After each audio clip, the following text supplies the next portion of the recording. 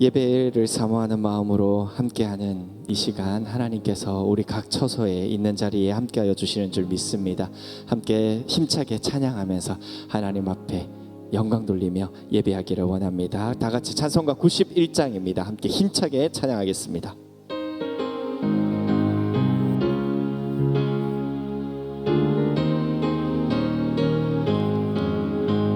슬픈 마음 있는 사람 예수 이름 믿으면 영원토록 변함없는 기쁜 마음 얻으리.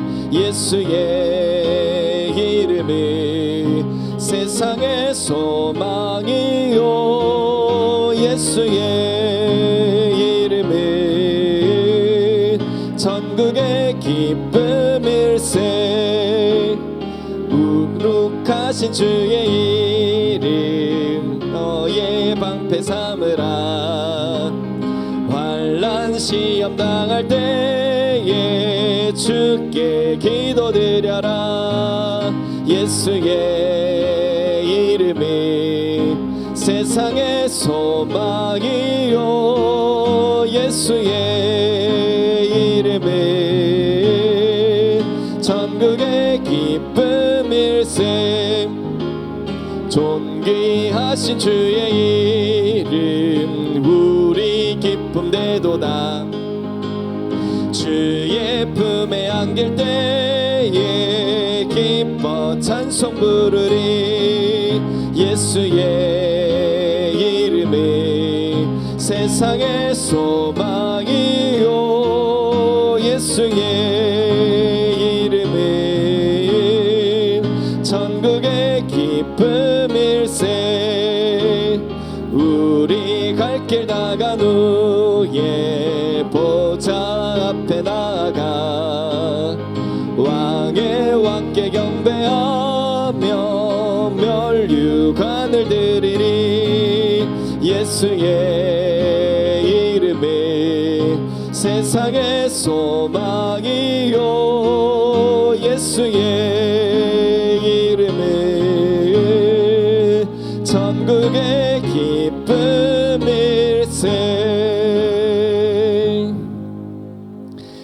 할렐루야. 저희들 다 같이 찬송가 423장 함께 찬양하겠습니다. 찬송가 423장입니다.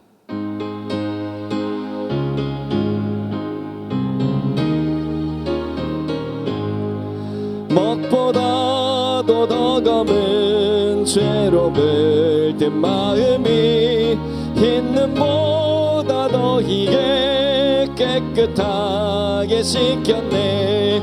주의 보혈 흐르는데 믿고 뛰어나가. 주의 은혜 내가 입어 깨끗하게 되었네. 모든 의심 걱정과 두려움이 사라져 슬픔 단식 변하여 기쁜 찬송 되었네. 주의 보혈 흐르는데 믿고 뛰어나가. 주의 은혜 내가 입어 깨끗하게 되었네. 세상 보기 영화와 즐겨하던 모든 것 주를 믿는 내게는 분토만도 못하다. 주의 보혈 흐르는데 믿고 뛰어나가. 주의 은혜 내가 입어 깨끗하게 되었네. 나의 모든 몸에는 저 천국에 쌓였네. 나의 평생 자랑은 주의 십자가로다. 주의 보혈 흐르는데 믿고 뛰어나가. 주의 은혜 내가 입어 깨끗하게 되었네. 할렐루야. 다 같이 묵도하심으로 수요 밤 예배를 하나님께 올려드리겠습니다.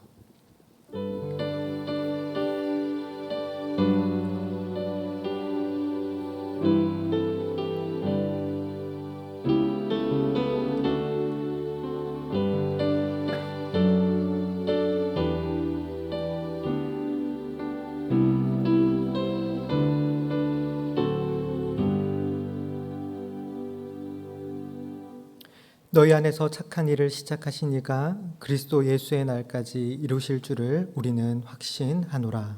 아멘. 하나님 아버지, 우리에게 이미 시작된 구원의 사역을 우리의 모습과 상관없이 반드시 성취하실 그 약속을 믿으며 그 약속 주신 하나님 앞에 예배할 수 있는 은혜 허락하여 주시니 감사합니다.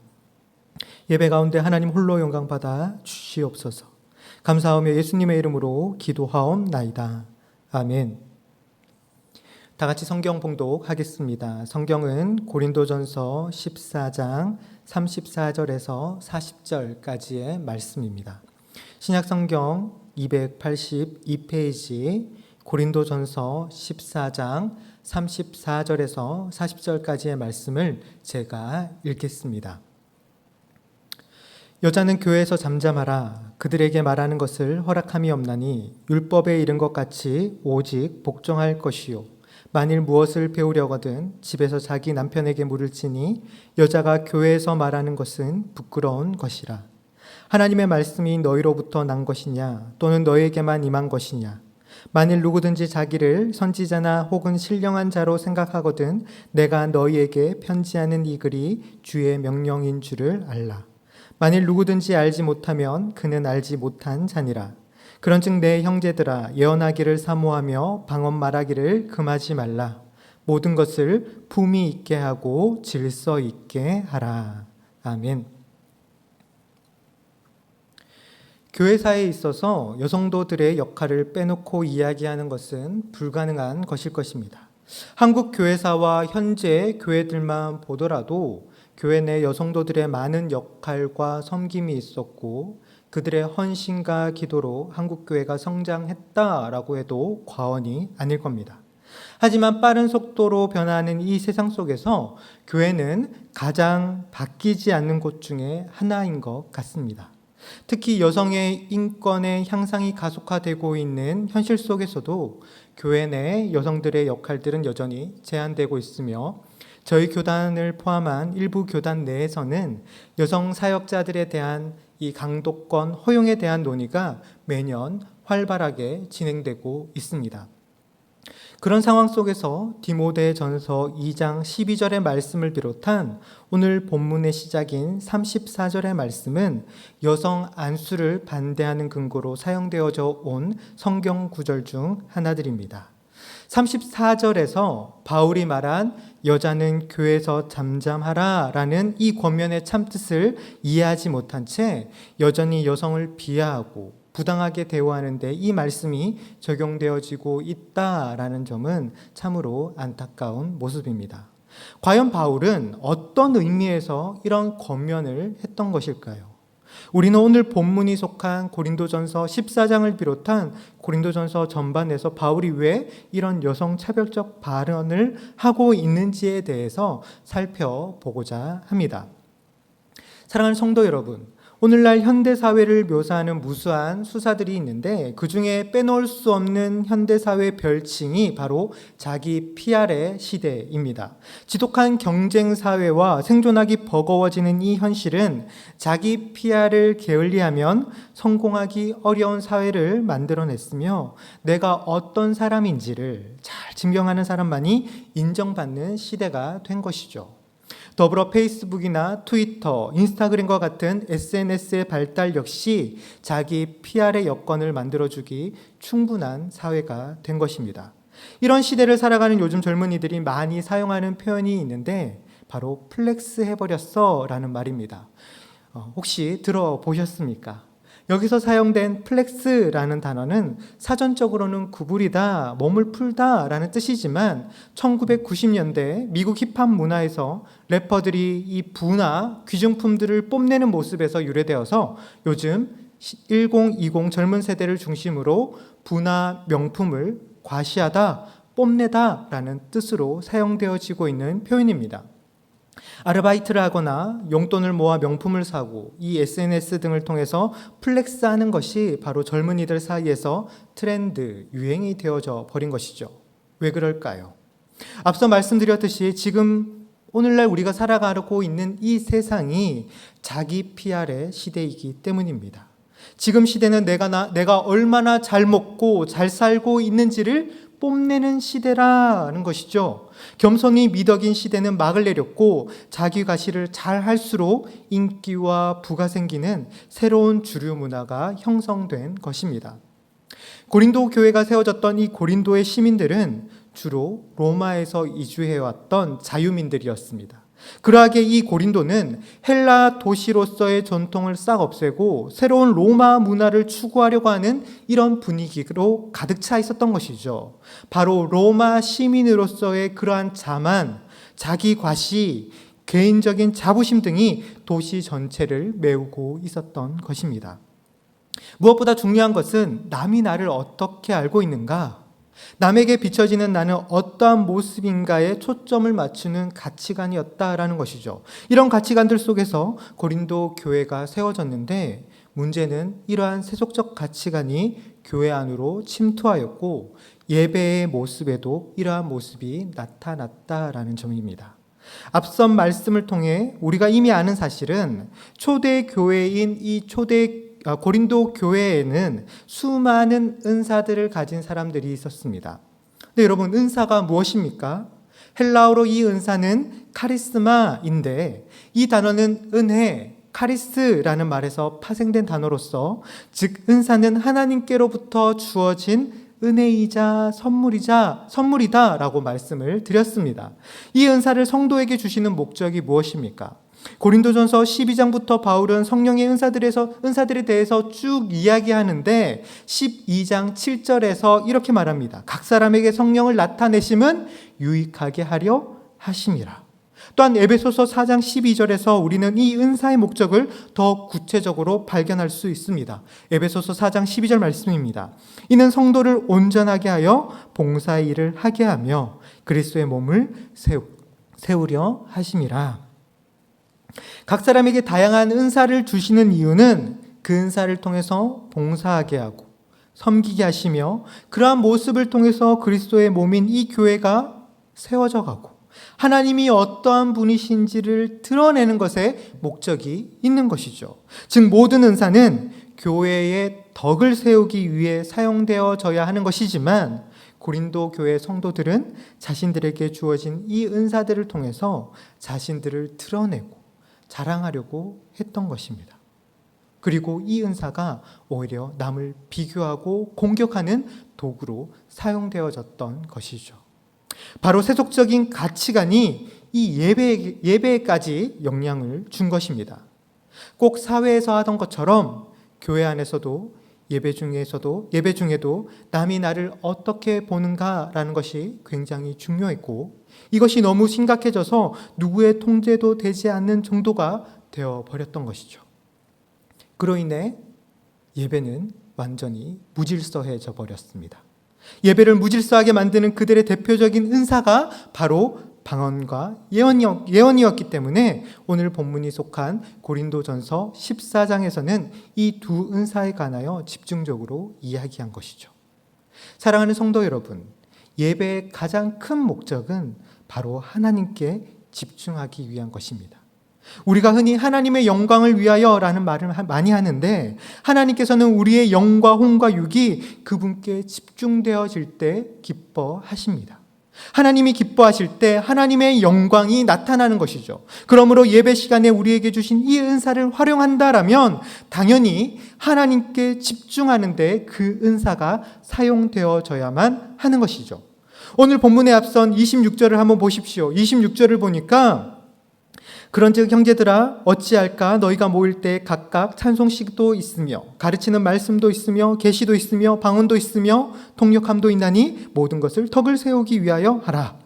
당시 예배에는 찬송시가 있었다라고 합니다. 아마도 구약 시대와 마찬가지로 시편을 낭독하고 함께 외웠을 것 같습니다. 또한 말씀과 계시가 있었다라고 하는데 하나님께로부터 받은 계시나 사도들이 주님께 받았던 그 말씀을 전했거나 아니면 사도 바울이 교인들에게 했던 말씀을 나누었을지도 모릅니다. 우리가 생각할 것은 오늘날처럼 성경이 없었던 시대였기 때문에 그 말씀의 기준도 모호했을 것이고, 그래서 아마도 이런 계시를 잘 활용하지 않는다면 혼란에 빠질 우려가 있었을 것이다 라는 말이죠.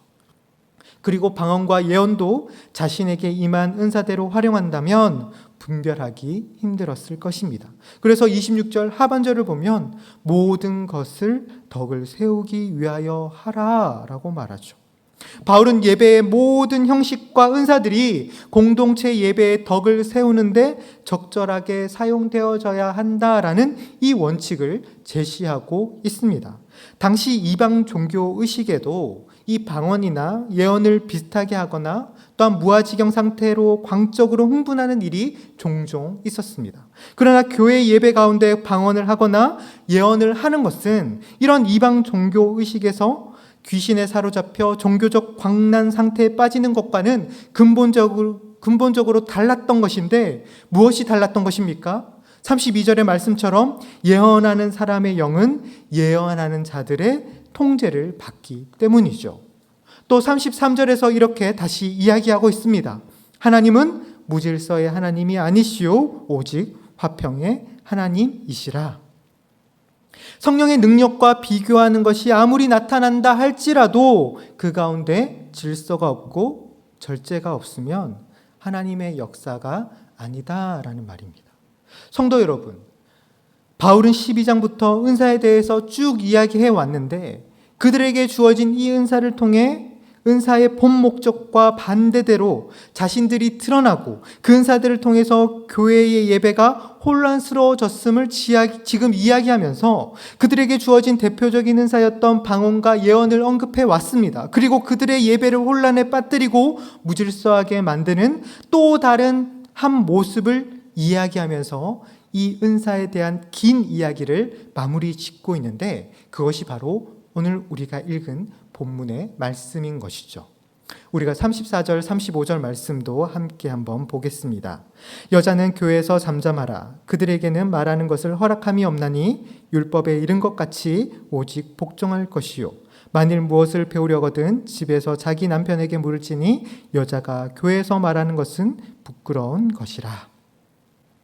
이 말씀의 의미가 오늘날 여성들은 교회에서 한마디도 하지 않아야 된다라는 이야기입니까?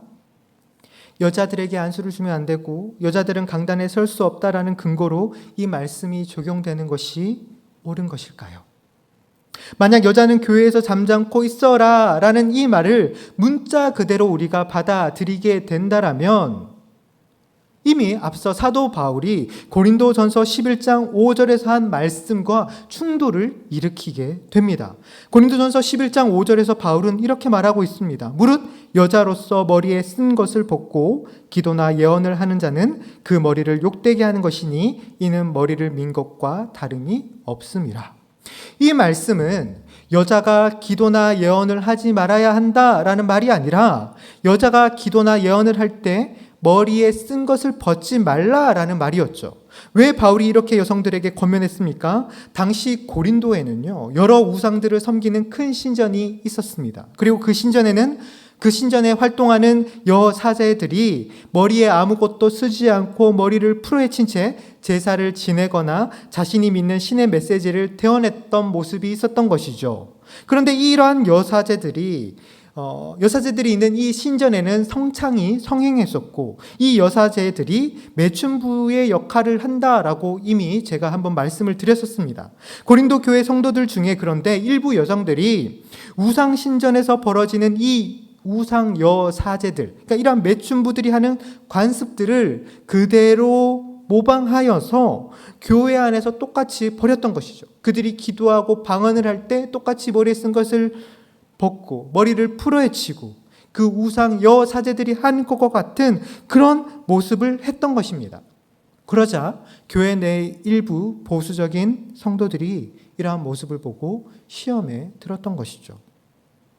바울은 머리를 풀어헤치고 예배드리는 그 일부 여성들의 자유분방한 태도와 행위로 인해 마음이 불편해지고 시험에 드는 사람들이 있었기 때문에 머리에 무언가를 쓰고 예배드리는 것이 더 낫다라고 권면했던 겁니다. 건덕의 차원에서 이야기한 것이죠. 사도 바울이 앞서 계속해서 이야기했던 것처럼 자신은 성도의 유익을 위해서는 영원토록 고기를 먹지 않겠다라고 말했던 것 같은 그런 차원의 권면이었던 겁니다. 결국 이 말씀에서 바울은 여인들이 기도나 예언을 할 때 머리에 쓴 것을 벗는 행위를 금하고 있는 것이지 입을 열어 기도하고 예언을 하는 것 자체를 금하고 있지 않다라는 말입니다. 또한 갈라디아서 3장 28절을 보십시오. 너희는 유대인이나 헬라인이나 종이나 자유인이나 남자나 여자나 다 그리스도 예수 안에서 하나이니라. 바울은 갈라디아서를 통해서 그리스도 안에서 모든 성도는 하나임을 선포하고 있습니다. 지위나 성별을 떠나 모두 동등한 가치를 지녔다라는 말이죠. 이것은 남녀의 가치에 대해서 더 이상 논할 수 없도록 종지부를 찍은 선언입니다. 구약시대에도 여성 사자들을 사용하신 것을 우리가 본다면 여성이기 때문에 하나님께서 공식적으로 쓸 수 없다라는 말은, 이러한 표현은 문제가 있을 듯 합니다. 그러므로 바울이 여성을 차별하는 관점에서 잠잠하라라고 권면하는 것이 아님이 분명해지는 것이죠. 그렇다면 여자들은 교회에서 잠잠코 있어야 한다라는 것은 무슨 의미이겠습니까? 우리는 이 편지의 수신자가 고린도 교회라는 특성을 기억해야 합니다. 이 편지가 쓰인 당시 여성의 사회적 지위는 여성으로 태어나지 않은 것을 감사합니다라는 유대인의 기도문이 있을 정도로 비참했습니다. 고린도 교회 성도들의 인식도 마찬가지였을 것 같습니다. 여성을 하나의 소모품 정도로 취급하던 그 시대에 바울에 의해 고린도 지역에 복음이 들어갔고 그곳에 교회가 세워졌습니다. 그리고 그렇게 세워진 고린도 교회 가운데 하나님의 강력한 은혜가 부어졌죠. 특별히 하나님은 사회적으로 지위가 낮았던 이 여성들에게 어마어마한 은사를 선물로 주셨습니다. 이로 인해서 가정과 교회 안에서 여성들의 목소리가 점점 커져만 갔고 여성들은 상대적으로 은사가 부족했던 자신들의 남편들을 비롯한 남성들을 무시하고 공격하기 시작했던 것이죠. 급기야 남성들이 설교하는 중에 말씀에 대해서 에이 저건 아니지 이러쿵저러쿵 시비를 걸게 되었고 성령님이 나에게 이렇게 말씀하십니다 라고 말하며 너도 나도 간증거리가 있다고 뛰쳐나와 예배의 질서를 무너뜨리고 교회를 혼란스럽게 하는 여성들이 있었던 것입니다. 그러니 바울이 여기서 말하는 여자들에 대한 이야기는 예배의 의식을 방해하거나 예배를 엉뚱한 방향으로 몰고 갈 수 있는 이러한 부적절한 모습을 취하지 말고 절제하라라는 것이죠. 고린도 교회에 수많은 은사를 가지고 있으나 절제하지 못하고 예배 때에 자신을 드러내려고 하는 이 여성들을 향해서 지금 말하고 있는 겁니다. 바울이 의도하는 바는 교회 안에서 여성들의 역할에 대해서 가르치려고 하는 것이 아니라 오직 교회를 바로 세워가는 데 있었던 것입니다. 현재 오늘날 우리가 드리는 예배는 아주 잘 다듬어진 순서에 따라 드려지고 있습니다. 물론 성경에 어떻게 드려라 하는 이러한 순서를 따르는 것이 아니라 교회의 전통에 따라 교회마다 약간의 순서와 모습의 차이는 있지만 약속되어지고 정해진 이 예전에 따라서 진행되고 있습니다. 그런데 모든 예배 가운데 동일하게 드러나야 하는 것은 바로 하나님의 영광입니다. 하나님만이 영광 받으시고 하나님만이 드러나셔야 하는 것이죠. 그런데 어느 부흥회에서 있었던 이야기인데 대표 기도하는 분이 얼마나 길게 기도하시는지 참다 못한 목사님이 중간에 나와서 종을 쳤다고 합니다. 그리고 저분은 계속 기도하고 우리는 말씀을 들읍시다 라고 멘트를 했다라는 것이죠.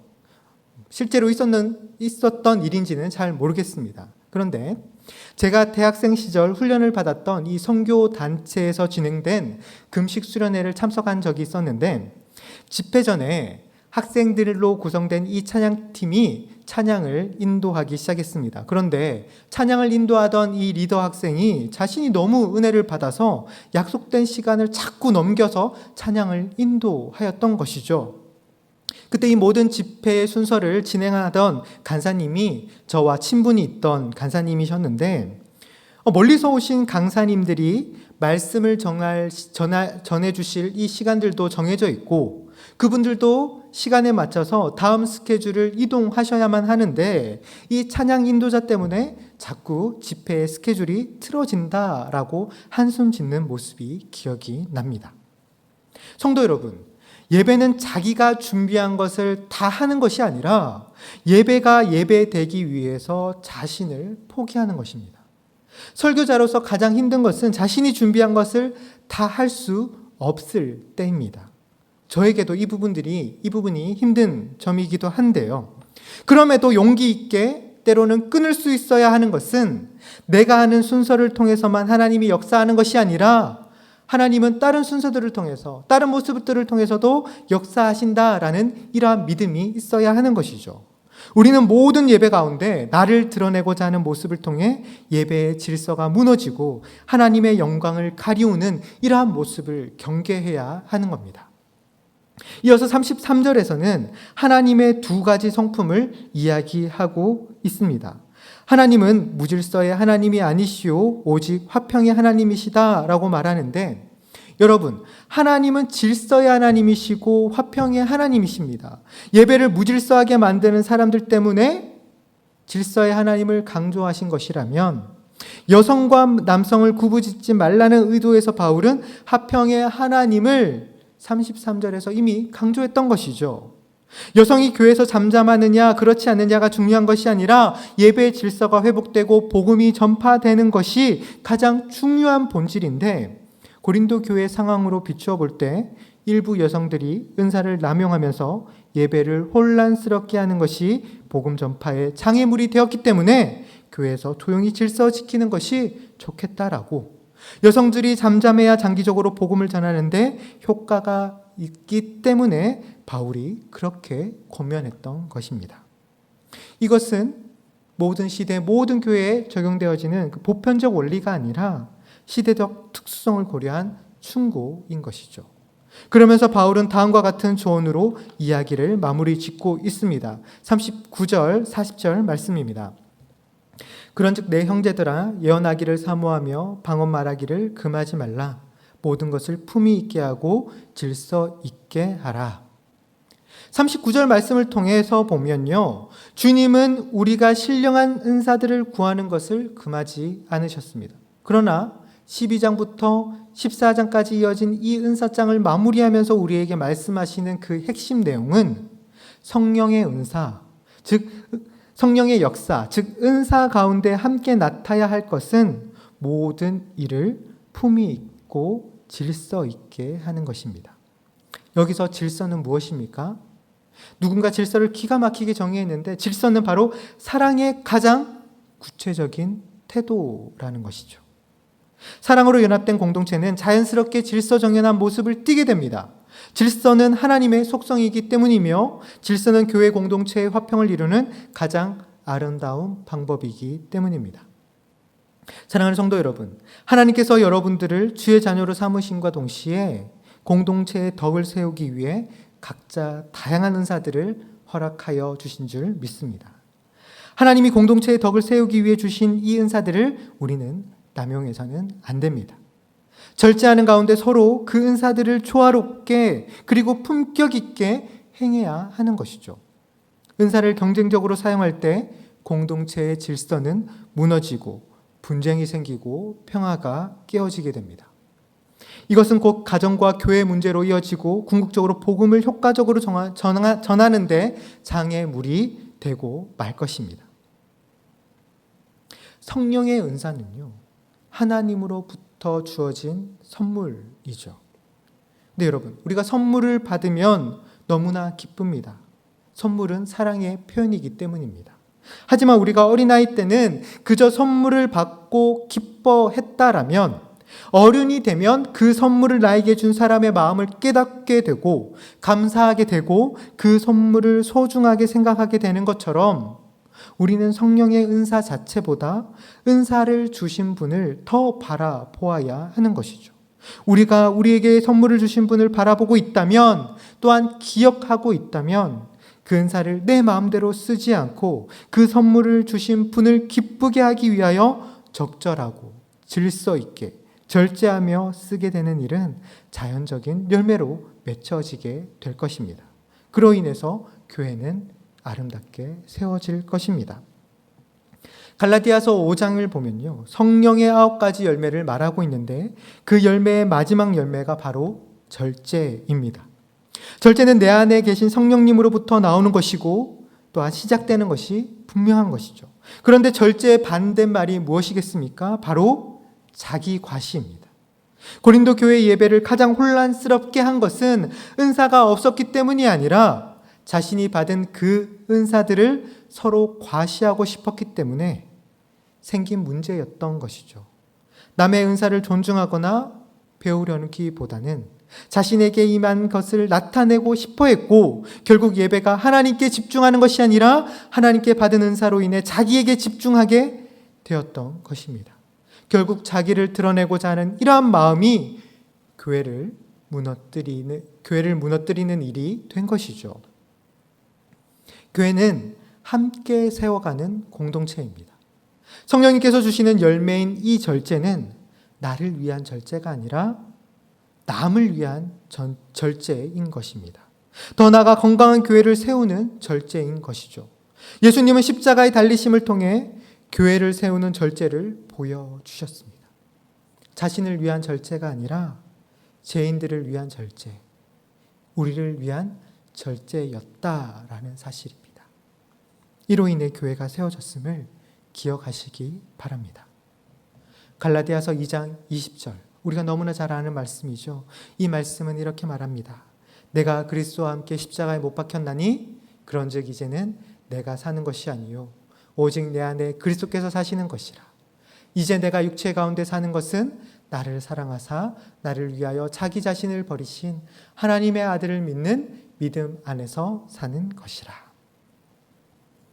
절제라는 것은 더 이상 자기 마음대로, 자기 감정대로 살지 않게 되는 것입니다.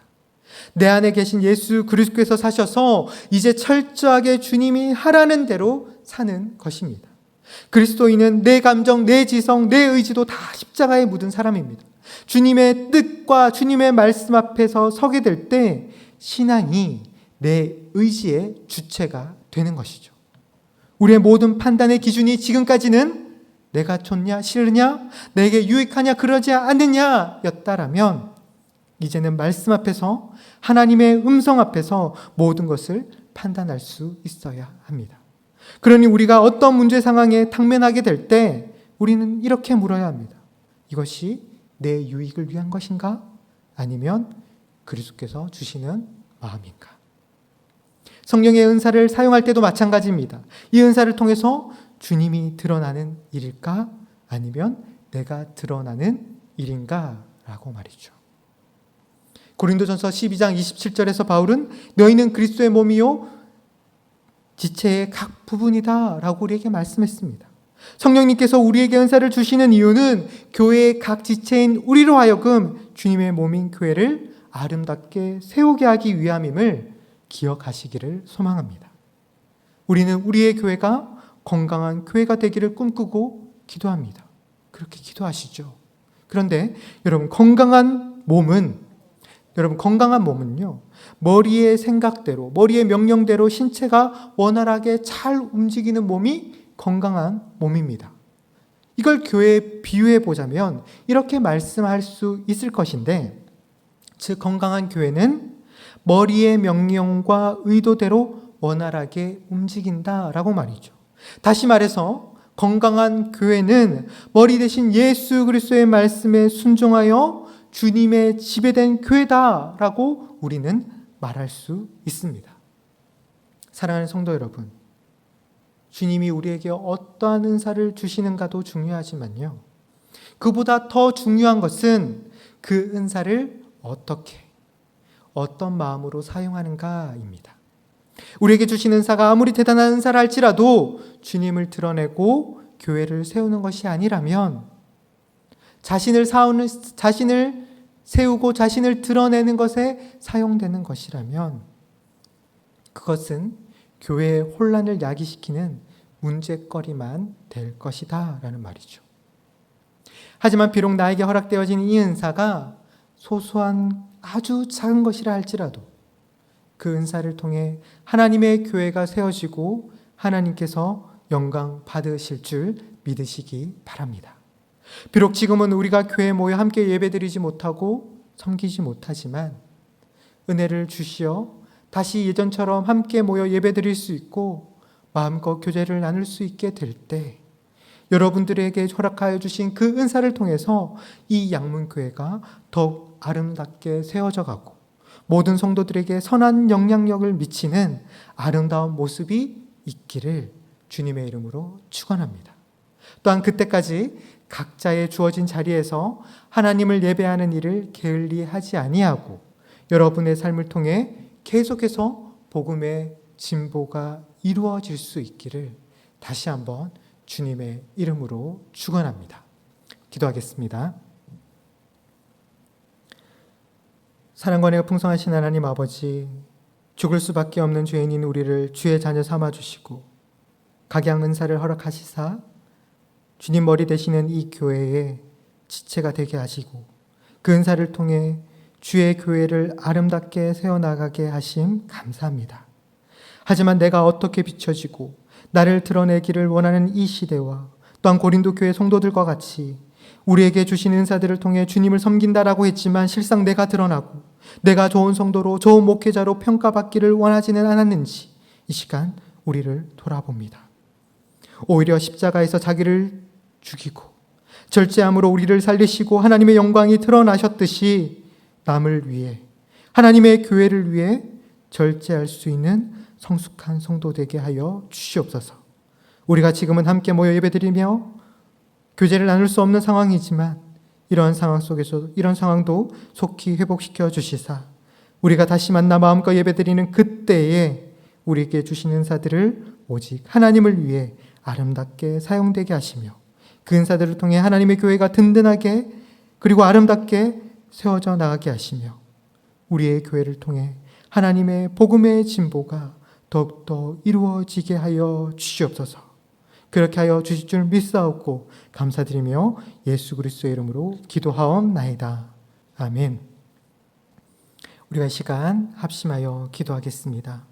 먼저 주신 말씀을 기억하며 기도하실 때 하나님께서 우리에게 허락하신 모든 은사를 내가 인정받고자 나를 드러내고자 하는 마음에서 사용하지 않게 하시고 각자의 은사와 성도의 모습을 비교하며 또한 평가하지 않게 하시며 비록 나에게 주신 은사가 작은 것이라 할지라도 주님 주신 사랑으로 품위 있고 질서 있게 사용함으로 우리의 교회 공동체가 아름답게 세워져 나가게 하시며 오직 하나님의 영광만이 드러나는 교회 될 수 있도록 기도하겠습니다.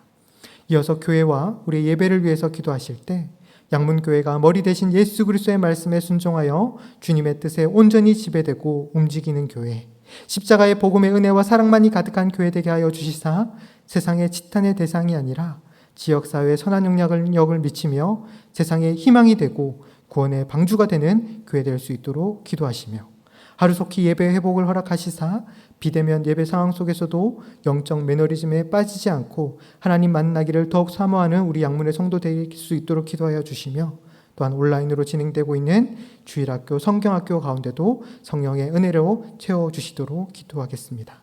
마지막으로 우리나라와 환우들을 위해서 기도하실 때 코로나19의 백신과 치료제가 속히 개발되어져서 우리의 일상과 예배가 온전히 회복되어질 수 있도록 기도해 주시며 모든 환우들에게 치료의 강선을 바라여 주시사 연약한 부분이 창조하신 원리대로 온전히 회복되는 은혜를 허락하여 주시고 이들을 돌보는 가족들 지치지 않고 시험에 들지 않도록 붙들어 주시도록 함께 기도하겠습니다.